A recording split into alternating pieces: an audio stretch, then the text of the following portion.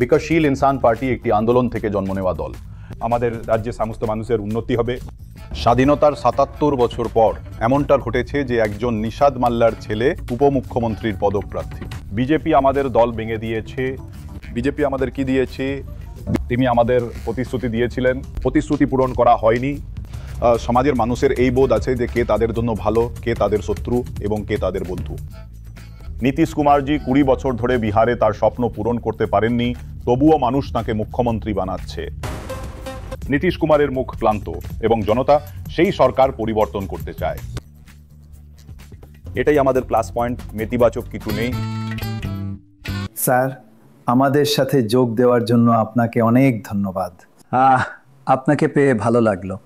প্রথম কথা, এই পুরো নির্বাচনী প্রচারে একটা বড় শিরোনাম আছে এবং সেটা হলেন আপনি। অভিনন্দন। উপমুখ্যমন্ত্রী, আমাদের একটু বিস্তারিতভাবে বলুন আলোচনা কেমন ছিল।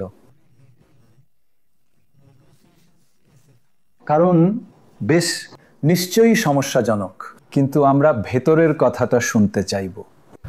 না, দেখুন, বাইরে যে ধারণাটা তৈরি হয়েছে ব্যাপারটা সেরকম নয়। আর এমনটা ছিল না যে আমরা ব্ল্যাকমেল বা এই ধরনের কিছু করার জন্য জোটে থাকছিলাম, ওরকম কোনো ব্যাপার নেই।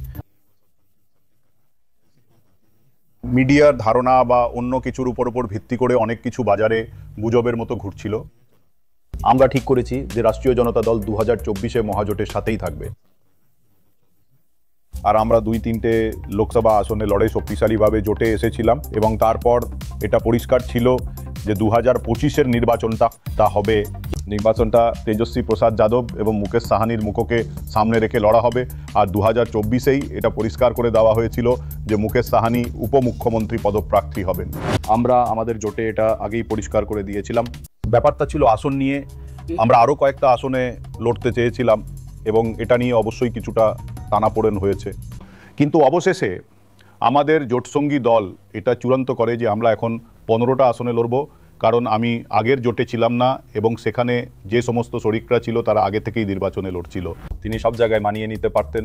সেখানে আমাকে একটা আসন দেওয়ার জন্য তাদের অনেক কষ্ট করতে হয়েছিল। তা সত্ত্বেও তারা 15টা আসন দিয়েছেন।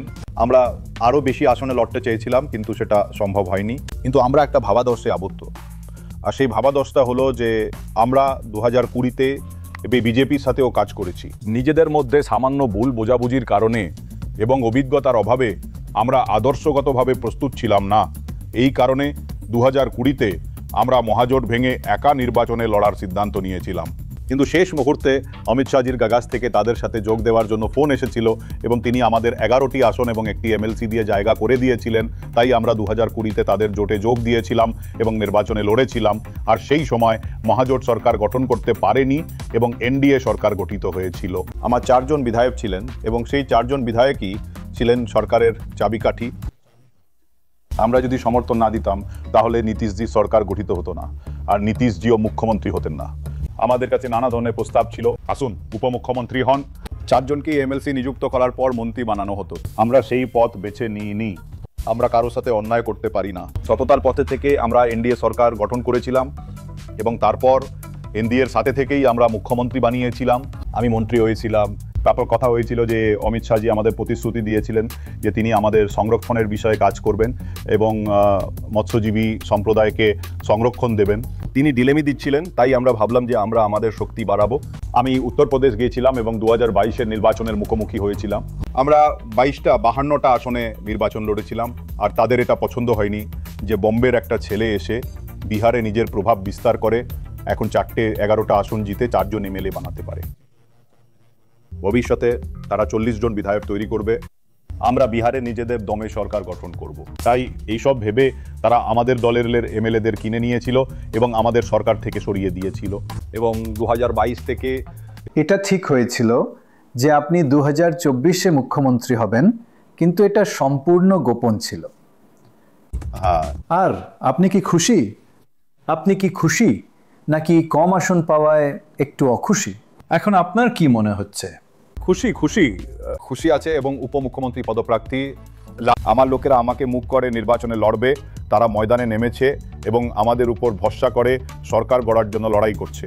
কারণ এই রাজনৈতিক দল বিকাশশীল ইনসান পার্টি একটা আন্দোলন থেকে জন্ম নেওয়া দল, যেটাকে আমরা সবাই আমাদের বাচ্চাদের ভবিষ্যতের জন্য একটানা সংগ্রামের মাধ্যমে একটা রাজনৈতিক দলে রূপান্তরিত করেছি। তাই মানুষ খুশি এবং উৎসাহিত যে পরবর্তী যে সরকার গঠন হবে তাতে আমাদের নিজের ভাই, আমাদের নিজের ছেলে উপমুখ্যমন্ত্রী পদপ্রার্থী হবে এবং আমাদের রাজ্যে সকলের উন্নতি হবে। আমরাও তার অংশ হব। আর এই মুহূর্তটা স্বাধীনতার ৭৭ বছর পর এসেছে, যেখানে একজন নিষাদ মাল্লার ছেলে উপমুখ্যমন্ত্রীর পদপ্রার্থী। আসলে আমরা যে তথ্য পেয়েছি সেই অনুযায়ী ইমারতে এই প্রথমবার মুখ্যমন্ত্রীর সাথে সাথে উপমুখ্যমন্ত্রীর নামও ঘোষণা করা হচ্ছে। এটাই আমাদের শক্তি। ভোট ব্যাংক আমাদের সাথে আছে। বিহারে নিষাদ সম্প্রদায়, মৎস্যজীবী সম্প্রদায় 50, এটা 11% এবং তারা 22টা নামে পরিচিত। আর আমার শক্তি শুধু আজকের জন্য নয়, এমনকি 2015 সালেও বিহারের মানুষ তখন অমিত শাহকে চিনত না। তিনি জাস্ট লাইক ইউ পার্টির জাতীয় সভাপতি, তিনি উত্তরপ্রদেশে সর্বাধিক সংখ্যক আসন জিতেছিলেন এবং দিল্লির নির্বাচনে হেরে যাওয়ার পর তিনি বিহারে 2015 নির্বাচনে প্রতিদ্বন্দ্বিতা করছিলেন এবং তিনি আমাকে সাথে নিয়ে পুরো বিহার জুড়ে 47টা সমাবেশ করেছিলেন। সেই সময় আমি 2014 সালে রাজনীতিতে এসেছিলাম এবং 2015 সালে তিনি আমার সাথে 47টা সমাবেশ করেছিলেন। আমার মাত্র 1 বছরের কাজের ভিত্তিতে এমনকি অমিত শাহেরও মনে হয়েছিল যে মুকেশ সাহানির নিজস্ব ভোট ব্যাংক এবং ক্ষমতা আছে এবং 2020 সালেও তাদের কাছে অন্য কোনো বিকল্প ছিল না। এমনকি সেই সময়ও তারা অনুভব করেছিল যে মুকেশ সাহানি যদি তাদের সাথে না থাকে তাহলে তারা 40 থেকে 50টা আসন হারাবে। তাই তারা নিজেদের ভাগ থেকে আসন দেওয়া বেছে নিয়েছিল। গত 11 বছর ধরে আমি মানুষের মধ্যে নিজের জায়গা তৈরি করার জন্য সংগ্রাম করেছি এবং আমি তাদের অধিকারের জন্য লড়াই করছি। ক্ষমতা আমার কাছে কোনো ব্যাপার না। আমি মন্ত্রী হয়েছিলাম। যদি আমি অমিত শাহ, মোদি, যোগীর জয়গান গাইতাম এবং ইউপিতে লড়াই করতে না যেতাম তাহলে আমি আজও মন্ত্রী থাকতাম। আমার কাছে ওদের সাথে যোগ দেওয়ার প্রস্তাব সবসময়ই ছিল। 2024-এ লোকসভার জন্য মোদিজির তরফ থেকেও এসে সাংসদ হওয়ার একটা প্রস্তাব ছিল। লোকেরা ধর্মের জন্য লড়াই করে এবং মন্ত্রী হয়, তাই উনি সবসময় এই সমস্ত প্রস্তাব দিয়েই যেতেন। কিন্তু আপাতত আমি আমার আদর্শে আবদ্ধ, কারণ আমি বিশ্বাস করি যে ভারতীয় জনতা পার্টি শুধু প্রতিশ্রুতি দেয় কিন্তু তা পালন করে না। এবং আমরা বিহারে ইতিমধ্যেই নেতা, ওখানে যাওয়ার পর আমি আর নেতা থাকবো না, আমি ওখানে দাঁড়িয়ে থাকবো। বিজেপি যা বলবে আমাদের তাই শুনতে হবে, সেটাই করতে হবে। তাহলে আমাদের লোকেরা তাদের অধিকার পাবে না। আপনি একটা স্লোগান দিয়েছেন যে বিজেপিকে না ভাঙা পর্যন্ত আমরা থামবো না। হ্যাঁ, বিহারের মতো রাজ্যে যেখানে বন্ধু শত্রু হয়ে যায় আর শত্রু বন্ধু হয়ে যায়, রাজনীতিতে এত রাগ দেখানো কি ঠিক? না, দেখুন, জিদের কথা যা বলছেন ওনারা তো আমাদের ভেঙেই দিয়েছিলেন। আমাদের নিরাশ করেছে। আপনি আমাদের যে প্রতিশ্রুতিটি দিয়েছিলেন তা রাখেননি। আমাদের লোকেরা প্রতিদিন ভেঙে যাচ্ছে, ওরা রোজ মরছে, তাই না? স্বাধীনতার ৭৭ বছরে এই প্রথমবার আমরা দারিদ্র ও কষ্টের মধ্যে থাকা এক অনগ্রসর সম্প্রদায়ের ছেলেকে বিধায়ক বানিয়েছি এবং মন্ত্রী বানানোর পর সে রাজ্যের সেবা করছিল। ওরা দেখলো যে এই সমাজ যা গোলাম ছিল কিভাবে মালিক হয়ে উঠছে। ওরা আমাদের মন্ত্রিসভা থেকে বের করে দিল, আমাদের সরকার থেকে বের করে দেওয়া হলো। যেহেতু সরকার আমরাই তৈরি করেছি, তাই তাদের জন্য ভালো কথা কি করে বলবো। তাই আমরাও একটা সংকল্প নিয়েছি। বিহারের রাজ্য জুড়ে পুরো নিষাদ সম্প্রদায়ের 50 লক্ষ মানুষ হাপে গঙ্গা জল নিয়ে শপথ নিয়েছিল। সংরক্ষণ নয় তো জোট নয়, জোট নয় তো ভোট নয়। আমরা এই সংকল্প নিয়ে কাজ করছি আর এখানে নিজেদের সরকার গড়ার শপথও আমাদের আছে। সরকার বানাও, অধিকার পাও, এই স্লোগান নিয়ে আমরা আছি। আর আমরা বিহার থেকে বিজেপিকে শেষ করতেও চাই, কারণ ওরা আমাদের শেষ করে দিয়েছে। আমি এক গরিবের ছেলে আর আমি আমার লমার লোকেদের জন্য কাজ করছিলাম। ওরা আমাদের এমএলএ-কে কিনে নিয়েছে। আমাদেরও একটা ইচ্ছা আছে, সেটা পূরণ হবে কি হবে না সেটা পরের কথা, কিন্তু আমরা আমাদের চেষ্টাটা তো করতে পারি। ওরা চেষ্টা করছে যাতে বিহারে বিজেপি সরকার মা তৈরি হয়। মুকেশজি, ডেপুটি সিএম মুখ হিসেবে ঘোষিত হওয়ার জন্য আপনার জেদ ছিল যাতে আপনি সফল হয়েছেন। এখন হয়তো, কিন্তু আমরা এখনো পর্যন্ত যা দেখেছি তা হলো মাল্লা সম্প্রদায়ের সঙ্গে যাদবদের একটা পুরনো শত্রুতা আছে। আর আপনি এটাও জানেন যে রাজনৈতিক কারণে, যেহেতু আপনি ইবিসি সম্প্রদায় থেকে এসেছেন, আপনি আপনার নাম ঘোষণা করাতে পেরেছেন। কিন্তু আপনার কি মনে হয় আপনার ভোটগুলো মহাগঠবন্ধনের কাছে অত সহজে ট্রান্সফার হবে? দেখুন, আমরা এখন কঠোর পরিশ্রম করছি। জমির লড়াই নিয়ে আপনি যা বলেছেন তার সত্যি, আর এই কারণেই আমাদের লোকেরা একসময় কংগ্রেস পার্টিতে ছিল। কংগ্রেসের পর আমাদের লোকেরা লালুজিকে ভরসা করেছিল, তাকে তাদের মসিহা এবং গরিব, অনগ্রসর ও দলিতদের কণ্ঠস্বর মনে করে এবং তারা অনেক দিন তার সাথে ছিল। কিন্তু তারপর এমন পরিস্থিতি তৈরি হলো যেখানে আমাদের লোকদের অবিচারের শিকার হতে শুরু হলো, আমাদের লোকেদের সাথে লড়াই লেগে গেল। সুতরাং এই লোকেরা নাতিশজির ওপর বিশ্বাস করতে শুরু করেছিল বা ভারতীয় জনতা পার্টির সাথে জোট করে, এবং আপনি বলতে পারেন যে তারা 2020 পর্যন্ত একসাথে ছিল। কিন্তু এরই মধ্যে আমরা আমাদের জনগণের হৃদয়ে নিজেদের জায়গা করে নিয়েছি। আজ বিহারের পুরো নিষাদ সমাজ আমাকে তাদের ভাই, তাদের ছেলে এবং তাদের নেনেতা মনে করে। তাই আমরা অবশ্যই সেই পথে কাজ করছি।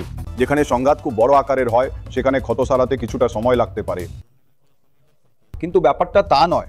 সেই লোকেরা বিজেপিকে কেন ভোট দেবে? একটি কারণ থাকা উচিত। বিজেপি আমাদের দল ভেঙে দিয়েছে। বিজেপি আমাদের কি দিয়েছে? তারা আমাদের একটি প্রতিশ্রুতি দিয়েছিল এবং যখন তারা তা পূরণ করেনি, তখন সমাজের মানুষের বোঝার মতো ক্ষমতা আছে যে কে আমাদের জন্য ভালো, কে আমাদের শত্রু আর কে আমাদের বন্ধু। তাই আজ আমরা মনে করি যে আমরা অতি অনগ্রসর শ্রেণীর অন্তর্ভুক্ত হলেও আমরা নিষাদ সম্প্রদায় এর মধ্যে সবচেয়ে শক্তিশালী অবস্থানে থাকা জাতি। আমরা খুব শক্তিশালী কারণ আমাদের লোকেরা পঞ্চায়েতের জনপ্রতিনিধিদের সাথে দেখা করতে পারে। আমরা এখন পঞ্চায়েত থেকে জানি যে ক্ষমতা কি। সুতরাং এখন আমাদের জন্য যতই সংগ্রাম হোক না কেন, আমাদের লোকেরা একটি আদর্শে আবদ্ধ এবং তারা দৃঢ়ভাবে মহাজোটকে ভোট দেবে। এবং যেখানেই এটি একের বিরুদ্ধে একের বিষয়, একের বিরুদ্ধে এক লড়াই, সেখানে ভাইয়ে ভাইয়েও লড়াই হবে এবং সেখানেও বিভাজন ঘটবে। তাই আমি মনে করি 99.9% মানুষ একমত এবং একত্রিত হতে প্রস্তুত এবং এইবার আমরা দৃঢ়ভাবে সরকার গঠন করব। এবারে নির্বাচনের ফল যদি আগের বারের মতো হয় তাহলে বিজেপির যদি 5 বা 10 জন এমএলএ এর প্রয়োজন হয়, তাহলে আপনি কিভাবে নিশ্চিত করবেন যে তারা আবার আপনার দল ভাঙবে না, তারা আবার আপনার এমএলএদের কিনবে না? এই ভয়টা আমার এখনো আছে। আমারও এখন আমরা কি করতে পারি? আমরা বাবা সাহেব ভীমরাও আম্বেদকরের সংবিধানের অনুসারী। আমরা মনে করি যে একজন বিধায়ককে কেনা একটি অপরাধ। এটা জনগণের রায়ের চুরি, কারণ জনসাধারণই বিধায়ককে নির্বাচিত করেছে। আপনি আপনার সুবিধার জন্য তাদের বিশ্বাস করেছেন এবং যদি কেউ তা কিনে নেয় তাহলে তারাই অপরাধী। আজ আমি রাস্তায় হাঁটছি, যদি কেউ আমাকে খুন করায় বা কাউকে পাঠায় আমাকে গুলি করার জন্য, আমি মনে করি যে হত্যাকারীর চেয়ে যে হত্যার আদেশ দিয়েছে সে বড় অপরাধী। তাই গণতন্ত্রে কারো বিধায়কদের কেনা এবং একটি সরকার ফেলে দেওয়া ঠিক নয় এবং এই বিষয়ে আমরা আর কি বা করতে পারি? এখন তাদের কাছে বড় বড় শিল্পপতি এবং খুব ধনী ব্যক্তিরা আছে, ওরা অনেক টাকা পায়। ওরা 100 বা 200 কোটি টাকা দিয়ে একজন এমএলএ বা এমপিকে কিনে নিতে পারে। আমরা কি করতে পারি? আমাদের কোনো উপায় নেই। কি জনসাধারণ কি এটা দেখতে হবে এবং ওদের এমনভাবে নিচে নামাতে হবে যাতে ওদের 50টা সিটের প্রয়োজন হয়, যা একটা অসম্ভব কাজ হয়ে দাঁড়াবে। বিহার এখন সব রাজ্যের মধ্যে সবচেয়ে গরিব, মাথা পিছু জিডিপি সবচেয়ে কম, কিন্তু মানুষজন এত চমৎকার বুদ্ধিমান। আমার মনে হয় আমাদের মানুষজন সব রাজ্যের মধ্যে সবচেয়ে বুদ্ধিমান। তবুও রাজনীতিবিদরা বিহারকে বরবাদ করে দিয়েছে। কেন? রাজনীতিবিদরা কিভাবে এটাকে বরবাদ করলো? এখানকার মানুষ ভালো, কিন্তু রাজনীতিবিদরা কিভাবে বিহারকে বরবাদ করলো? একটা পরিস্থিতি তৈরি করা হয়েছে এবং শুধু রাজনীতিবিদদের দোষ দিলে হবে না। লোকের অভাবে আমরা আজ এই পরিস্থিতিতে পৌঁছেছি এবং শুধু একজনকে দোষ দেওয়াটা ঠিক হবে না।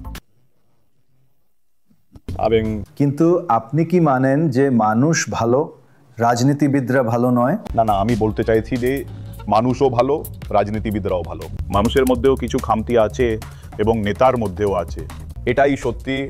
আজকে দেখুন, নীতিশজি যদি মনে করেন গুজরাটের মাথা পিছু আয় বছরে 3 লক্ষ টাকা আর বিহারের 60,000 টাকা, তাহলে আমাদের বিহারে এত শিক্ষিত লোক থাকা সত্ত্বেও কেন 20 বছর ধরে একই সরকারকে নির্বাচিত করছে? এটাকে ছেড়ে দেওয়া উচিত এবং আমি মনে করি এটা ঠিক নয়, কারণ পুকুরে জল জমে গেলে তাতেও দুর্গন্ধ হতে শুরু করে। তো নীতিশ কুমার 20 বছর ধরে বিহারে তার ভিশন সম্পূর্ণ করতে পারেননি আর মানুষ তাকে মুখ্যমন্ত্রী বানাচ্ছে। আর তার জন্য আমিও দোষী, কারণ আমরাই 2020-তে তাকে মুখ্যমন্ত্রী বানিয়েছিলাম। ঠিক আছে, কিন্তু তারা এই সব বলে জনতাকে বোকা বানাচ্ছেন। যেমন বলছেন মোদিজি 2 কোটি চাকরি দেবেন, বিদেশ থেকে কালো টাকা ফিরিয়ে আনবেন আর 15 লক্ষ টাকা, এইসব বলা হয়েছে। হিসাবে 5 কেজি চাল খাবানি হল। তারপরেও দেশের মানুষ মোদিজিকে সংখ্যাগরিষ্ঠতা দিয়েই চলেছে। আমরা লড়াইটা লড়তে পারি, কিন্তু ওদের একটা গোলম ফাঁদা আছে, অনেক ফাঁদ আর সরঞ্জাম আছে যা ক্ষমতাসীন সরকার ইডি আর সিবিআইকে কাজে লাগিয়ে ব্যবহার করে। উদাহরণস্বরূপ গত লোকসভা নির্বাচনে রাহুল গান্ধীর ব্যাংক অ্যাকাউন্ট বাজেয়াপ্ত করা হয়েছিল। নির্বাচনের মাঝখানে তার কাছে কোনো টাকা ছিল না এবং তিনি খরচ করতে পারেননি, আর তার ফলে আমরা হেরে গেছি। সুতরাং ওরা যদি এই সব জিনিস ব্যবহার করে তাহলে ওরা গণতন্ত্রকে ধ্বংস করছে। ওরা আজকে যা করছে তা হিটলারের শাসনের মতোই, আর আমাদের লড়াই করা ছাড়া কোনো উপায় নেই। আমার শেষ একটা প্রশ্ন আছে, এই নির্বাচনে মহাজোটের জন্য 3টে প্লাস আর 3টে মাইনাস কি কি? একটা প্লাস পয়েন্ট হলো একটা নতুন তরুণ মুখ, তেজস্বী প্রসাদ যাদব, যিনি মুখ্যমন্ত্রী পদপ্রার্থী। প্লাস পয়েন্ট হলো যে অত্যন্ত অনগ্রসর মাল্লা সম্প্রদায়ের একজন ছেলে, যার নিজস্ব ভোট ব্যাংক আছে, তিনি উপমুখ্যমন্ত্রী। প্লাস পয়েন্ট হলো যে নীতিশ কুমার একজন ক্লান্ত মুখ এবং জনতা সরকার পরিবর্তন করতে চায়। এটাই আমাদের প্লাস পয়েন্ট, কোনো নেতিবাচক কিছু নেই। ঠিক আছে, কংগ্রেস বলছে যে আপনাদের জেতা উচিত। 3 জন উপমুখ্যমন্ত্রী থাকবেন, আপনি এবং আরো 2 জন। এটা আপনার ঠিক মনে হচ্ছে? এ ব্যাপারে আপনি কি মনে করেন? না, আমরা সবাই কি সমান হবে নাকি আলাদা? কিভাবে? না, দেখুন, একটা মুখ্যমন্ত্রী পদ স্পষ্ট, একজন উপমুখ্যমন্ত্রী স্পষ্ট। এছাড়াও আমরা বলেছি যে সমাজকে ঐক্যবদ্ধ করতে এবং সম্মান জানাতে আমাদের জোট থেকে আরও উপমুখ্যমন্ত্রী নিযুক্ত করা হবে। এখনও এটা স্পষ্ট নয় যে কতজনকে বানানো হবে, কারা হবেন সেটাও স্পষ্ট নয়। সরকার গঠন হওয়ার পর এই ক্ষমতা মুখ্যমন্ত্রীর হাতে থাকে এবং আমরা বসে ঠিক করব যে আরও কতজন হবেন আর তারা কারা হবেন। সময় এলে আমরা সেই সিদ্ধান্তটা নেব। এখন একজন মুখ্যমন্ত্রী এবং একজন উপমুখ্যমন্ত্রী আছেন। কিন্তু এটা 6, 8 বা 10 হবে না, তাই তো? না, অতটা হবে না। ক্যাবিনেটে এতজন মন্ত্রী থাকবেন। ইনি উপমুখ্যমন্ত্রী। আমার মনে হয় 36 জন ক্যাবিনেট মন্ত্রী থাকবেন। 10 জন উপমুখ্যমন্ত্রী হবে না? না, তা হবে না। এটা মিডিয়ায় রিপোর্ট করা হয়েছে। আমার একটা ছোট প্রশ্ন আছে। যখন দর কষাকষির সময় মতবিরোধ চলছিল, যখন তিনি বলেছিলেন যে যথেষ্ট হয়েছে, তাই রাহুল গান্ধী নিজে ইন্টারভিউ নিয়েছিলেন, এটা কি সত্যি? না, দেখুন, আসন নিয়ে কিছুটা মতবিরোধ অবশ্যই ছিল। আর গতবার আমরা যে ভুলটা করেছিলাম তা হলো আমরা একটা প্রেস কনফারেন্সে জোট ভেঙে দিয়েছিলাম। আমরা সেরকম কোনো পরিস্থিতি তৈরি করতে চাইনি এবং আমরা মহাজোটের সঙ্গে দৃঢ়ভাবে থাকতে চেয়েছিলাম। আর আমরা শপথ নিয়েছিলাম যে বিজেপিকে হারানোর জন্য আমরা যে কোনো এবং সব রকম ত্যাগ করতে প্রস্তুত। অবশ্যই কিন্তু আসন নিয়ে কিছুটা মতবিরোধ ছিল, যা রাহুল গান্ধীজি, দীপঙ্করজি এবং অন্যান্য সহযোগীরা আসনের সংখ্যা সামঞ্জস্য করে মধ্যস্থতা করার পর সমাধান হয়ে যায়, যাতে আমরা জোটে থাকতে পারি। আমার অগ্রাধিকার ছিল থাকা। আমাদের সহযোগীরা এবং রাহুল গান্ধীজিও চেয়েছিলেন আমরা থাকি। তাই আমরা 15টি আসনে একমত হয়েছি এবং সেই কারণেই আজ আমরা জোটে আছি। একটু হয়েছিল, খুবই সামান্য, কিন্তু তাতে কিছু যায় আসে না।